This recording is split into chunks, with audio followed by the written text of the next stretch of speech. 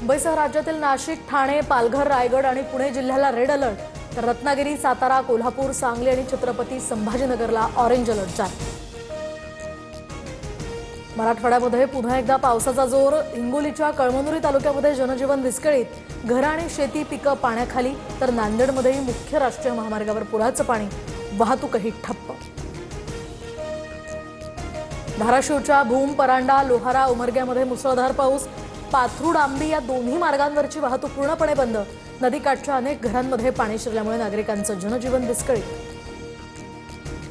बीड जिल्ह्यामध्ये पुन्हा पावसाचा कहर, शेतकऱ्यांची चिंता वाढली। परळीच्या कन्हेरवाडी ते देव्हाडा या रस्त्यावरील पूल वाहून गेला, तर छत्रपती संभाजीनगर जिल्ह्यातील सीना नदीसह सातकुंड धबधब्याचंही रौद्र।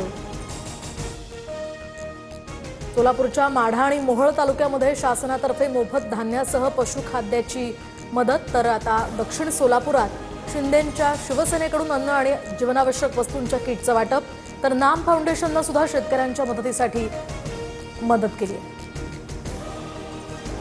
नुकसानीनंतर बीडमध्ये सरकारी मदतीचं वाटप सुरू। आमदार संदीप क्षीरसागर आणि तहसीलदारांच्या उपस्थितीमध्ये 10 किलो तांदूळ आणि 10 किलो गव्हाचं वाटप।